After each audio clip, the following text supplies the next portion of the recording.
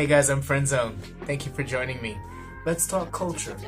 So on today's episode, I'm going to be talking about a culture of clout chasers. In today's society, it seems like we have a lot of people that do certain things just for the sake of getting attention, not just in the entertainment industry, but just in the world at large.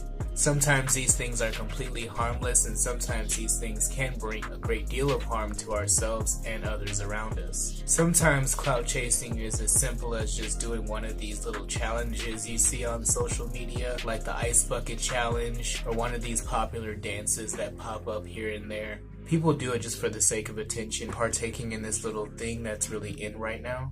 But sometimes clout chasing can be taken a little bit too far, and I just want to examine that. As it relates to the music industry, I guess clout chasing has always been a thing. In hip-hop, one of the earliest clout chasers that I know of would be Eminem. His particular form of clout chasing included beefing with all kinds of people, which was kind of weird because he never really beefed with a whole lot of other rappers.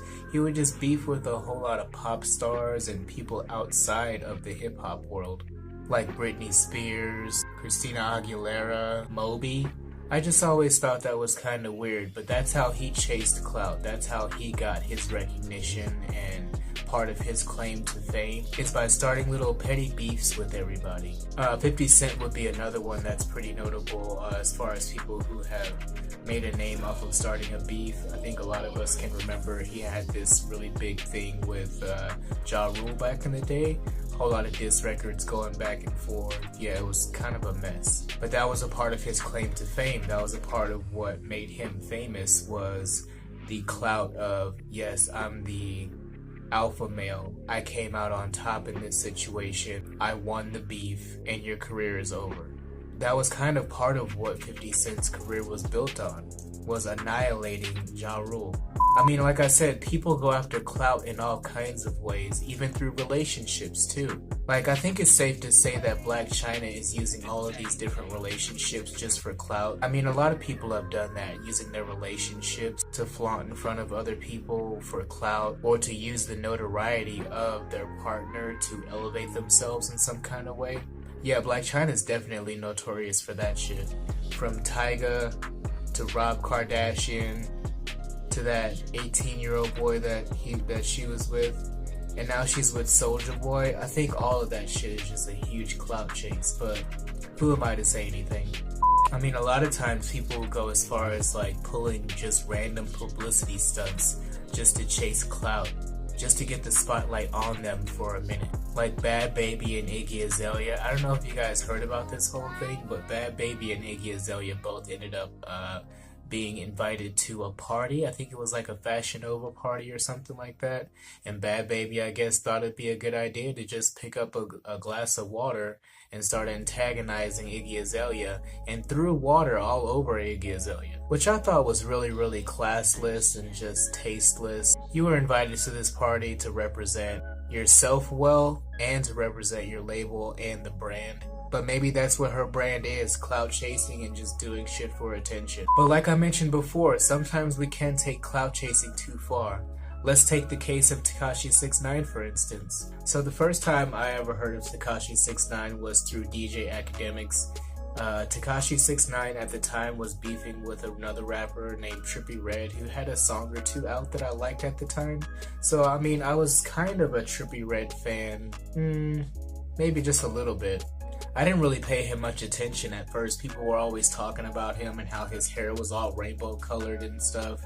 Didn't really care, didn't really pay much attention at all. When I did finally pay attention and I listened to some of his music, however, I realized really, really quick that this kid's a force to be reckoned with as far as his music goes.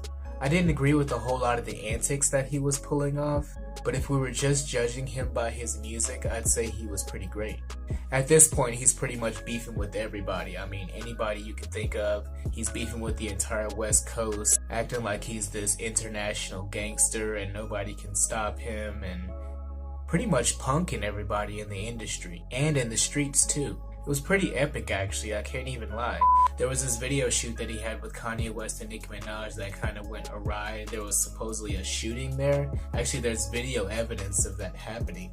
I just couldn't believe that there was actually a shooting at a video shoot where Nicki Minaj and Kanye West was at the same time. Just associating with this kid was dangerous. So we all know how the story goes by now. He did end up catching a RICO case and ended up going to jail. And for a minute there, we were all wondering, is Tekashi 6ix9ine gonna snitch? Of course he did. But a lot of people are still asking, was he right to snitch? I mean, these people did him pretty dirty. I mean, the reality of the situation, they were out to kill him already. They were messing around with the mother of his child, allegedly. Stole millions and millions of dollars from him over the past year or year and a half or so. I mean, it's one thing to be loyal, but who are you gonna be loyal to? Who are you gonna say not guilty and then fight for your life against a 47-year sentence for? It's something to think about, something I never really thought about until I saw someone post something on social media that kind of touched me a little bit. I mean, we all fell into this whole culture of not snitching, but what are you willing to do 47 years for? Someone who's really by your side and has your back? Or someone who's been stealing from you and plotting on you the whole time? You guys let me know what you think. I did see an interview on Vlad TV where the mother of his child was answering some questions about Tekashi and actually having to read his paperwork out loud, pretty much saying that he's a snitch, basically. I thought that was kind of weird, almost a way to stick it to Tekashi 6ix9ine by having the mother of his child read that on your show, but whatever. On this episode, she really doesn't seem that sure that she's gonna be safe or her family's gonna be safe either. So I'm just wondering, was it all worth it? All of the clout chasing, doing all of these different things, pulling all these stunts to try and get a name for yourself out here? What did it all lead to? Now you're either gonna do 47 years behind bars, or you're gonna put your entire family at risk. And it was all for the sake of making a name. All for chasing clout. Other notable clout chasers would be the late XXXTentacion. I mean, he kinda had a reason for some of his antics. They say that Drake jacked a song from him, which I've done the research and that could be true. But he really didn't have to take it as far as he did, saying all these disparaging things about Drake's mom and everything. That might have been taking it just a bit far. Anyway, moving along. The Game is another one who jumps out there usually around the time that his album is due and makes all kinds of wild claims, or he'll diss somebody in a song just to try to get some attention around his album. I mean, it usually works for him, but I'm just saying, he is definitely a clout chaser. I think T.I. could also be a clout chaser.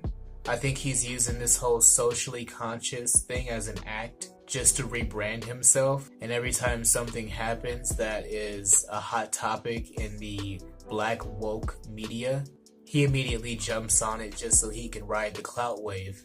So a question, do you ever do things just for clout? Do you ever do things that are just for attention? Have you ever pulled a major stunt or maybe even ended up in a relationship with someone just so you can show it off? I wouldn't say that I'm really guilty of clout chasing. I think at the very most, I post a lot of selfies. I think that gets some attention sometimes. I think we all want a little bit of attention here and there. But I think that would be the most I'm guilty of as far as clout chasing or doing things just for attention. Get in the comment box and let me know what you guys think. What would you do for clout? Thanks for joining me for Let's Talk Culture. I'm Friendzone. Peace.